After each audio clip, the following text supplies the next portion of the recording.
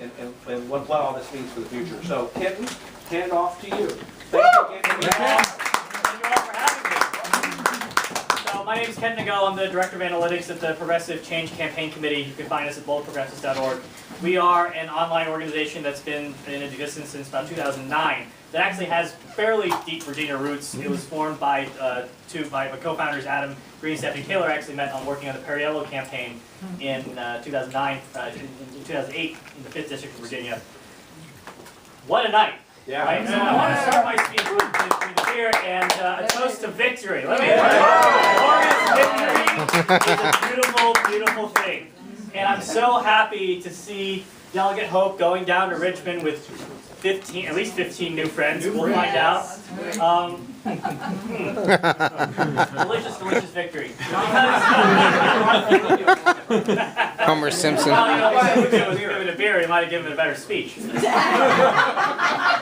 One thing that I'm really looking forward to going next year in Richmond is actually the possibility of us having some real capacity to make some change, to expand Medicare to the 400,000 Medicaid to 400,000 Virginians who don't have it, to raise the minimum wage above the federal level, one of the most expensive areas in the region. These are things that I'm very excited about because my entire time working in Virginia politics, there's an old Schoolhouse Rock song, I'm just a bill, and it ends with I was killed 2-1 and I'm recording a subcommittee vote at 7 in the morning. But times are going to change. So I'm going to tell you sort of what happened from our perspective as kind of a new group into state politics, right? One thing that was definitely weird this year for those of us that have been doing Virginia House of Delegates races for quite some time is the sheer amount of national attention that it got. Yep. Right? So we raised $115,000 for House of Delegates races. We weren't even the biggest group in the room, right? There are other groups like Indivisible or Majority PAC. Daily Coast came in with $250,000 last I looked. All these outside groups focused like a laser on these, quote, obscure races, as the New York Times called it. They're not obscure to us, right? So what happened, right? How do we pull this off? So what I wanted to tell you, and I'm going to focus mostly on the House races because that's where we worked the most, which was to raise money for them. One of the reasons that we were able to fundraise so heavily for these candidates was they were just so interesting. Yeah. Right? So the first lesson that I think Democrats should be taking away from this, especially in these suburban districts, is to be brave. Be bold when you're choosing your candidates. Every single one of our candidates, every single one of our Democratic pickups this year, they had a story, right? Danica Rowe, making history. First time in the number of times I began a sentence with for the first time in 398 years. Right? So we were able to get these donors from New York, from Wisconsin, from Kentucky, from Alaska, right? To give these races because we delivered upon them inspiring stories with real contrast, right? On the one side, you have to have a heel and a face, right? On the one side, you have this Republican delegate, you got the Bob Marshalls of the world, right? And on the other side, you've got candidates with stories, right? So the candidates that we raised the most for would be Danica, Elizabeth Guzman, right? Labor leader, immigrant from Peru. She and Holly, all the first Latinas in the House of Delegates, right? Malkenberg, a public school teacher. Chris Hurst with a real story. And all these other winners, right? What do they have in common? They broke the mold of what a candidate is. Right? If you ask a political consultant early on, who could possibly win in these suburban districts, right? They'd probably go with someone safe, right? But in between all the folks that won this year, there's maybe one or two lawyers, right? Nothing against lawyers. Nothing against lawyers. And raise your hand if you're a lawyer in this room. Yeah, see, there's nothing against lawyers. But we, for a long time, have had this very firm vision of what a candidate looks like, right? If you go to the encyclopedia article for a political candidate, there's just a picture, right? And you all know what it is, right? Be bold and be brave. One of the most interesting findings from Danica Rowe's election was that she ran basically at the same level as most of the other challengers in terms of how many points she ran behind Ralph Northam. That means that, we can't really prove this conclusively, but many of us were afraid that there would be some kind of penalty, right, for running a transgender candidate. And what we found was that there wasn't one, right? Suburban voters, the ones who turned against Trump, are ready and ripe for unique candidates with real stories. That's my first lesson. Bring out candidates who are able to parlay their stories into issue positions, right? So for Elizabeth Guzman, campaigning on raising the minimum wage was something that was very deeply personal, right? for Skylar Van Valkenburg campaigning for our public schools, deeply personal. So you have to have bio and issues that work together. The second thing was, second lesson, where is the hope? Right behind you.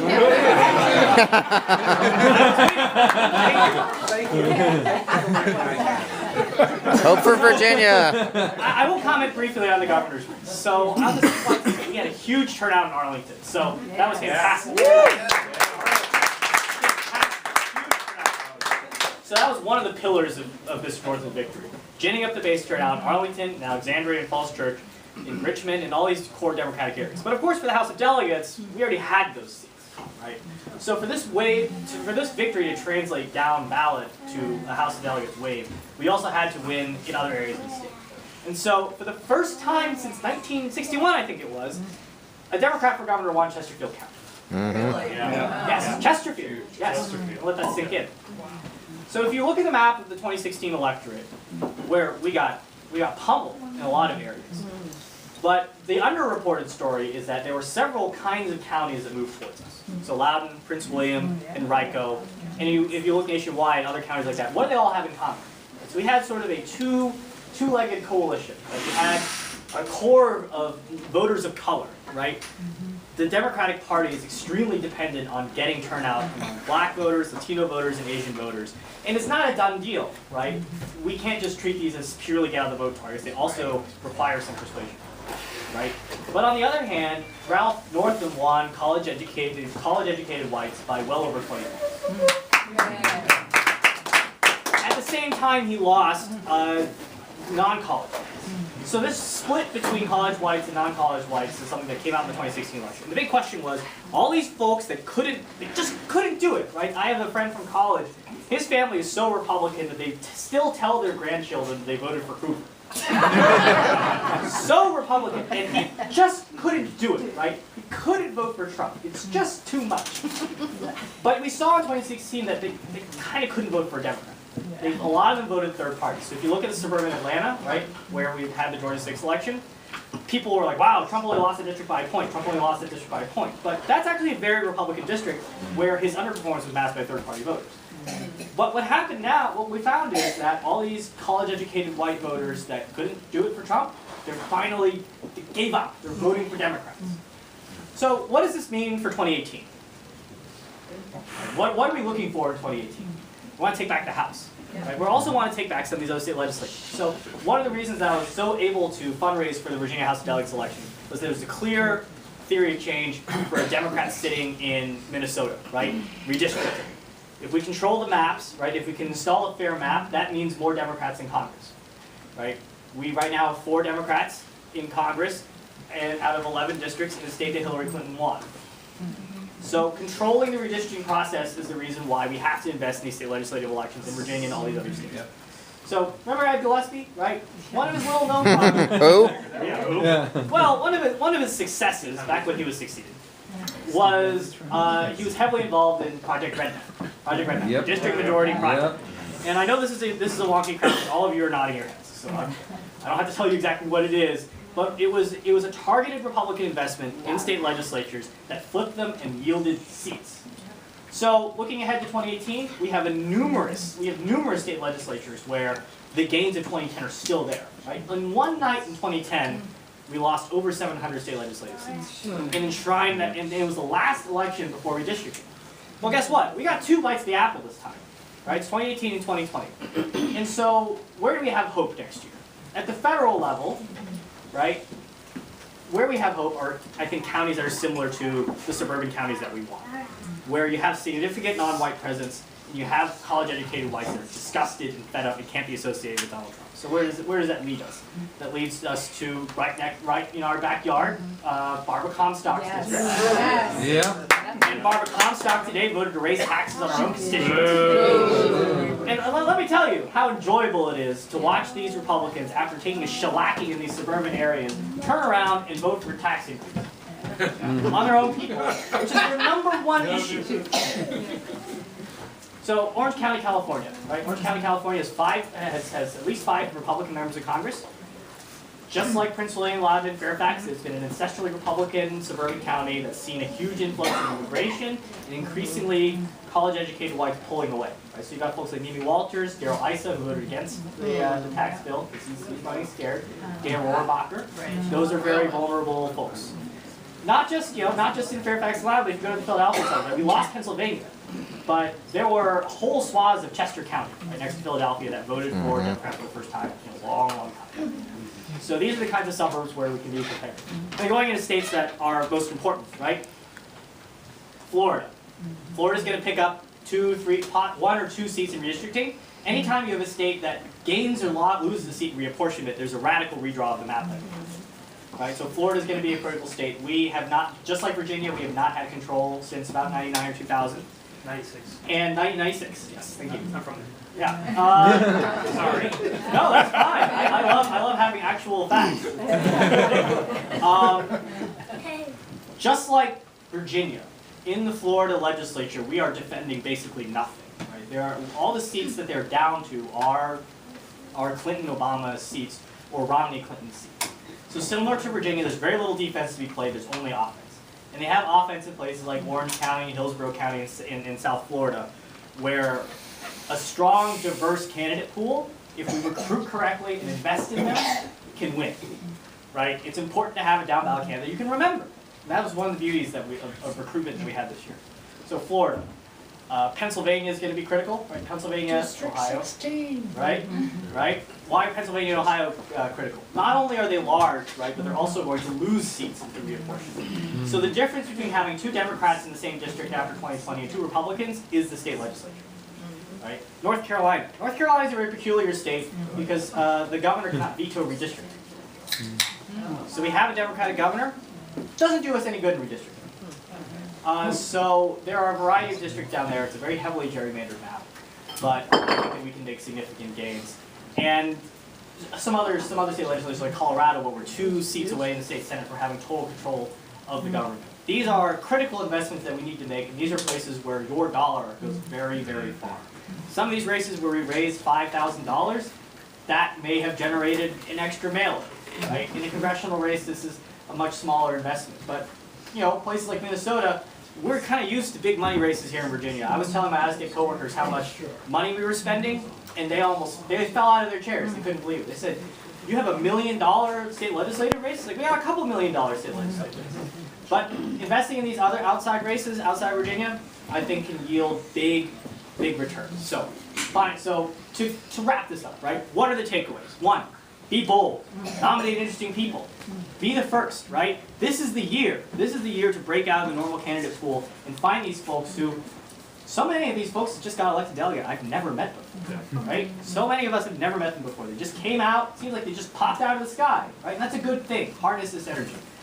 The second is, obviously I can't take credit for everything.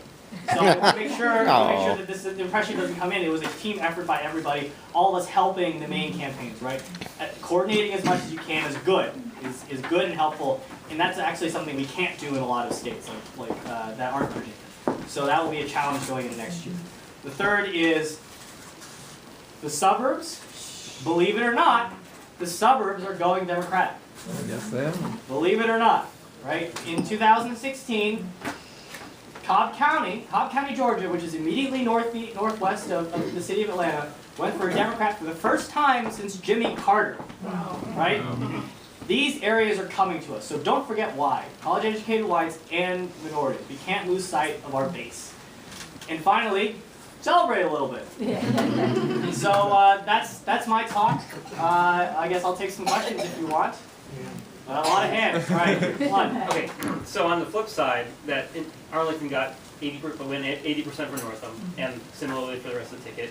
Right. And yeah, Loudoun coming to us, Prince William won for us, Fairfax went stronger for us as normal. But then you've got these downstate, these small counties in less populated areas that are becoming even more ruby red than normal. Right. And if they had followed normal voting patterns, if all the changes that you're talking about if that was the whole story, Northam would have won by 20 points. So, any ideas on how to undo that reverse progress? It's going to be very, very difficult, right? And I think that's a question that a lot of Democrats are struggling to answer. one sort of temper to our optimism is that Virginia is a much easier playing field than some of these other states.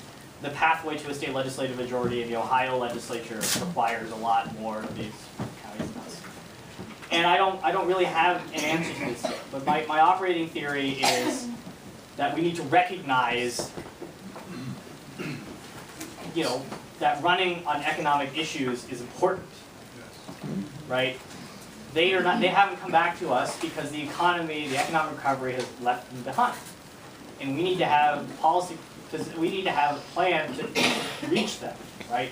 We need to have a plan to actually center, prosperity for all in an environment where anti-elitism is very high. That's something that we missed in 2016, that there's a lot of anger towards just elites in general. And I think we need to be careful at how closely we are associated with sort of the corporate economy. Okay. Where are those ideas coming from? You got to be more than anti-Trump, but I don't see any new ideas and new proposals and alternatives. Right.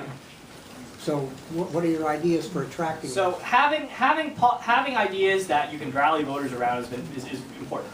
One of the things that, almost all, if not all, of our delegate candidates ran on was Medicaid expansion. Yep. Right? Exactly. Why is Medicaid expansion a good example? It's an example of a tangible policy that actually expands healthcare directly to 400,000 people. So that's something that voters can grab onto, right? And those are issues that we should really be focused on, where if you raise the minimum wage, you expand healthcare, right? These are issues that actually make people's lives better, and those are the ones that resonate. Yeah. Talk about new ways of communicating with voters. Yeah, there were a lot of groups. So we stayed mostly with online fundraising, but there were a lot of other groups that the Coordinate campaign did a huge number of texts, right? It's illegal to mass text phone numbers without your consent, but there's a loophole that allows you, and a couple of vendors to take advantage of this, where if you have a voter, someone actually pushing send, then it counts as sort of a manual text. Right? So you have all these volunteers who don't want to knock doors, they don't want to make phone calls, or they can't do either, texting these voters. And personalizing this experience has proven to be very effective. And I think that's sort of the way of the future, which is individually personalizing communication, especially to voters that are very difficult to reach through traditional methods. All right. I have a question. Yes. Oh, you want, go I ahead. was going to say, I don't know if there's the data out, but if you can talk about how restoration of voting rights might have affected this race. Yeah, the data is not quite out there. It'd be interesting to see what percentage of them voted. It's just too early to tell. Thanks to new Virginia majority. Yeah, you're right. Go ahead, Justin. So just one other thing I wanted to comment, in response to the question about, the suburban areas becoming bluer. And Ken, you mentioned that voter turnout was much higher in the suburban areas. It was also much lower in Southwest Virginia and some other parts. But can you just talk about, as you look toward the map in 2018 from your analysis perspective, what do you see as the trends for voter turnout and how Democratic groups and parties can make the best efforts to increase voter turnout in the lead up to 2018? Right, so the calculus I think is different for statewide races and for legislative races. So for Senate races, right, for Senate races and governor's races, running up the base turnout here in places like Arlington is fantastic, right? A vote is a vote for them, no matter where it comes from. And we saw turnout in Arlington and Alexandria go up significantly. Right? I think at least 7 or 8 points, if I recall. So that's that's a base that is energized. They're mad about Trump. They're ready to do something about it. And in all of these states, keeping up minority turnout is crucial. College-educated whites are pretty good at voting. We still have to keep working in communities of color to keep bringing them out, because while many of them are concentrated in safe districts, right, they do have significant presence in a lot of these swing districts, and even squeezing out an extra point or two from them can make a big difference. It has seemed to me that a lot of what has gone on in this election was revulsion against Trump. And a lot of what got Trump's victory in the last election was revulsion against Pelosi and Clinton. The sort of, the anti-vote. Right. And I'm not clear how the Democrats can channel and control that. A lot of it depends on events outside of the campaign apparatus. Right. I think that we definitely can't just run as an anti-party. Anti-parties are not sustainable. But we did, and we got a big victory. Well, but did we? I disagree. But I did think people voted for Northam as much as they voted against. I would say that if you look at what the, in the exit polls, right, what was the #1 issue that people were citing was healthcare, the economy, jobs. So, let's take Danica Rome's race as an example, right? Of course she had this big historic thing, first transgender legislator running against Bob Marshall, right? Who we don't have to go over his record, we all know. But what did she run on, right? Fix Route 28, which is a terrible, terrible road. It's an awful place to be, right? Having a connection to these, proposing actual solutions and running on issues that actually matter to people will carry the day. Helped, of course, by a strong biography of the candidate, but you have to have both. When I canvassed for Danica, not a single person raised transgender. Wow. Yeah, back there. I'm sorry because I sit so far here, I didn't hear your first name. Oh, Kenton. Kenton. I really appreciate all the work that you guys have done, all the data, metrics, analysis, everything. But when you project some of this, you kind of tend to alienate some people. I'll tell you why. Why? You first of all kind of assume that more and more whites will not vote for our candidates. That's an assumption that I concluded by sitting here and listening to you. The second one is you focused on Black Americans or African Americans. You focused on Asians and Latinos. Do you know the group that I represent in politics here, how many voters we delivered for Democrats this year? Do you have any data? Arab Americans, you know how many of us voted this year? How many? Do you know? Well, I don't. Why don't you include it in your next research so when you come and speak to a crowd that I sit in that group, or Muslim Americans, I happen to be Christian Palestinian American, okay? Arab, not Muslim, not Saudi, not Iraqi. But we have in Northern Virginia no less, in Northern Virginia, I'm not counting anywhere else, no less than 65,000 voters who overwhelmingly voted for the candidates that won this election. She knows when she got elected what they won in the campaign. And you ask many other candidates from Northern Virginia. So let's not be selective. I'm not accusing you because to me you look either Asian or Latin American, because some kind of look to me. I enjoy a good taco truck. Huh?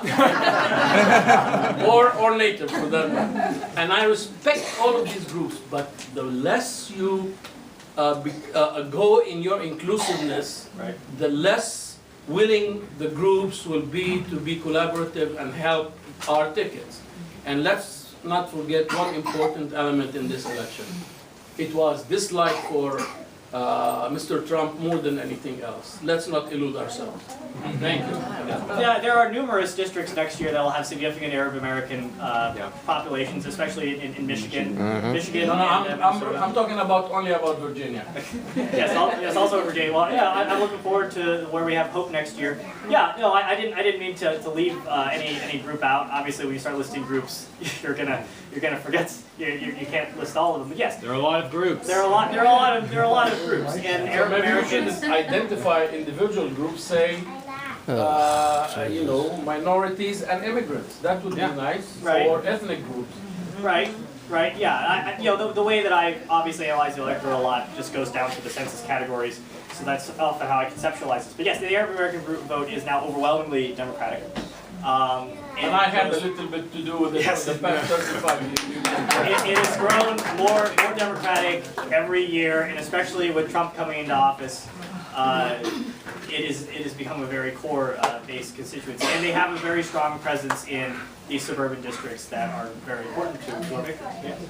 Are there any other questions? I have one question for him. 2019. Yeah. I'm always thinking state politics. 2019. We had the Senate up in Virginia, and of course all 100 House members up again. What do you think, because of the 4-year cycle, that typically is the lowest turnout, right? What do we need to prepare for to try to get those numbers back up? I'm sure the amount of crazy that's emanating from across the Potomac is going to get even worse. Right. But what are the concerns that we should have about some of the victories we had last week? We could be in trouble going into that lower turnout. Do you think that there's going to be a lower turnout? I do think yes. 2019 will have a lower turnout than this year. You know, we've done a lot of work to increase turnout, but there's only so much that we do to defy the laws of political gravity. But one thing that is very good is that we got Justin Fairfax installed as lieutenant governor. So that means we only need to win one seat to get majority control. And we have options, right? Because we have been doing better in many parts of the state, we have several options for that kind of seat. So obviously Dick Black, if I was Dick Black, I'd be really, really scared right now. You know, your buddy Bob Marshall got turfed out. He's next. You know, Dick Black's district was already trending Democratic, and Northam won it by a fairly wide margin. Both of the Henrico seats are now competitive, right? We can't be too Nova-centric, right? A huge portion of this victory came from last overperformance in Henrico and Chesterfield. So I think we have options, and it's going to be very, very important that we keep this momentum going. 1, 2, and 3. 1. Okay. Well, here's the thing that it's great that we're riding on this wave of the Democrat thing, but here's what my big worry is. I'm afraid that let's not everybody get too complacent. Yeah. Because for one thing, okay, we Virginia went for Clinton, and Virginia went overwhelmingly for Northam, from what I'm told. I think it's the crescent. The blue crescent from here all the way down to Hampton Roads area, right? And the thing is that it'll cause us to be complacent. He'll get in. You know, Tim Kaine will get in. Our Congressman Don Beyer, God bless him, will get him, get in and everything. But the thing is that we can't afford now. Let's stay on the way. That's and I hope we stay on that way, because that's my biggest worry right now. Yeah, you're right. Yeah. Definitely can't get complacent. You know, I see so much energy here after the election. Yes. I'm feeling pretty good. Yeah. Feeling pretty good. Let's do 2 more questions. We got Yeah. Gail and Emily. Did you have a question? So let's do Gail first, and then Emily. Go ahead. Well, Since everyone, this is Senator Miller, former senator from Fairfax County.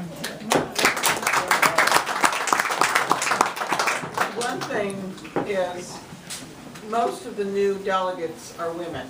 Yeah. Yes.